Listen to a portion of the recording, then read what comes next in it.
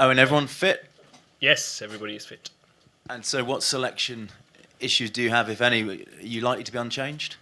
It depends on the groundsman's final preparation this afternoon. I haven't been able to look at the wicket since yesterday. He said he was going to take more grass off the wicket, but it looked good. It looked as good as the game that we played India here. So if it is, we'll try and select accordingly. So if it is, you stick with Liam Plunkett? Again, if he takes more grass off and looks like it's going to turn, that decision makes itself. Is that me or you? No. That's me. There you go. Sorry, carry on. Yeah, if he takes more grass off and we feel it's going to turn, we'll lean towards his spinner. You come into this game off the back of 2 wins, everyone's fully fit, you're at a ground, you've won the last 10 you must be very confident. I think probably more confident than we were 3 games ago. I think we're probably a different team that played 4 games ago and 3 games ago. I think the loss against Sri Lanka hurt us. There was an overhang into the Lord's game, and then when we came here, we managed to produce something similar to the cricket that we've been playing over the last 4 years, and that was really encouraging. We went on to Durham to put in a better performance and improved again, and tomorrow we're going to look to do the same. In terms of the Edgbaston crowd, they're quite loud. Obviously, Australia big rivals. Can they help you? Can they make it tricky for Australia tomorrow? I think that's part and parcel of being the host. You've a little bit of home advantage. I think it plays a part here at Edgbaston. There is a reason we do have a lot of success here. The wicket tends to suit us, but also the support as well. And finally from me, Glenn Maxwell, there's some doubt over his selection. What do you make of him? Is he a danger man in your eyes for Australia? Oh, he is and has been for a long time.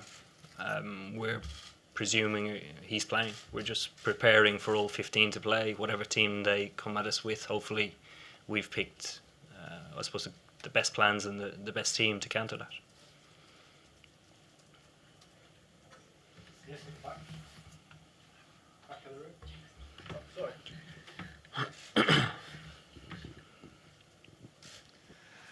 Eoin, Chris Wokes, 10 wickets so far, 1 brilliant catch. No one loves playing here at Edgbaston against Australia more than Chris.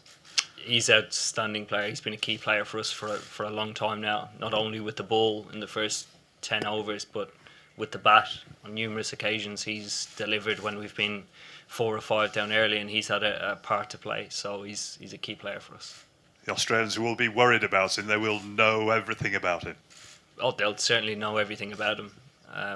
Like we will about their players. We've played each other a lot over the last 2.5 years or so. So yeah. Thank you. And when you look around your teammates today and sort of look them in the face, what are you seeing? Are you seeing excitement, tension, focus? How would you describe it? I suppose all of those things. I haven't seen them yet. Obviously, we're training later on, but I think excitement probably should be the dominant one. Everybody is excited and has been the last couple of days to play this game. It's a semi-final of a World Cup. I think the fact that throughout the group stages for a while getting through to this stage looked unlikely or was called into question, I think that makes it more exciting for us. BBC and then Dan. Thank you. Eoin, you've always tried to play cricket with a smile and a positive perspective. In a massive game like this, is that always possible? Yes, it is, definitely. I think sometimes, and I'm guilty of it, you can lose sight of the fact that the position that you're in and the fact that you're living your dream. I don't think it's impossible to play with a smile on your face tomorrow. When you say you're preparing for all 15 to take to the field for Australia, if Sorry, Hanscom's 16, they've an extra traveller, I think, as well. Yeah, well, Hanscom's already in.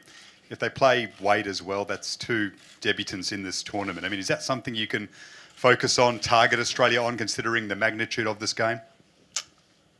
No, we tend not to target individuals. Unless somebody's having a really bad day on the day, we tend to target the team as a whole, and particularly a side as strong as Australia. I don't think you can find any one particular weakness. a day out and say, you know what, tomorrow we're going to predict that this is going to happen, because majority of the time you get it wrong. We'll go Ali, then Louis, then Mel. Owen, the two left-armers shared 9 wickets at Lords. What did you not get right that day, and what have you done subsequently, and how will your approach to them differ this time around? Yeah, I think losing early wickets hurt us. I don't think we were anywhere near playing our best cricket. On top of that, I think there was a hangover from the Sri Lankan game. And I think since then we've played against quality bowling lineups and overcome them. One of them obviously being a left armer in Trent Boult.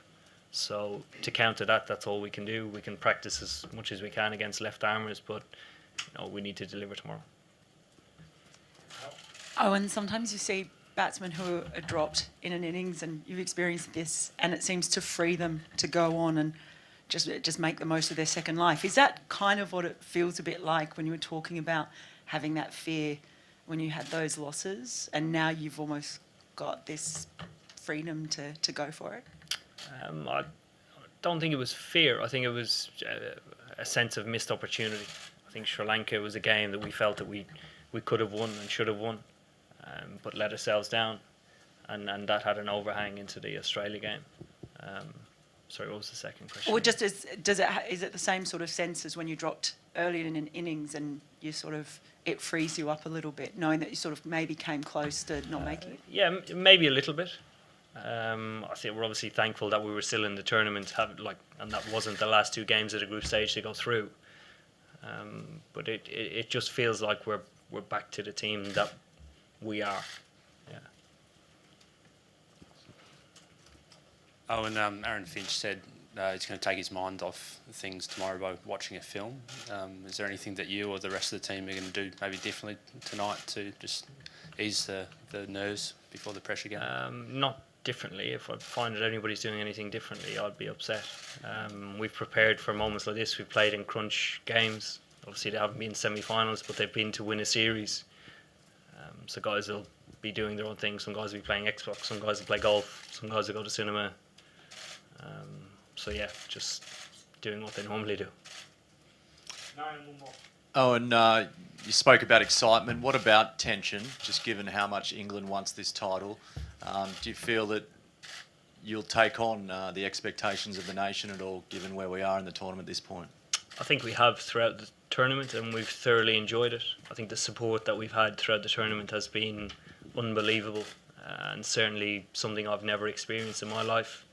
The amount of good faith and goodwill going around is fantastic. So we sense the support that's with us, but also the opportunity as well. Oh, and I'm just wondering about the Australian team selections and whether you take any notice of the fact that Justin Langer has said that Peter Handscomb's playing, and that the rumours about Matt Wade. Do you take them at face value, or do you think that the Australians are playing games? I'll wait for the toss tomorrow. Thank you.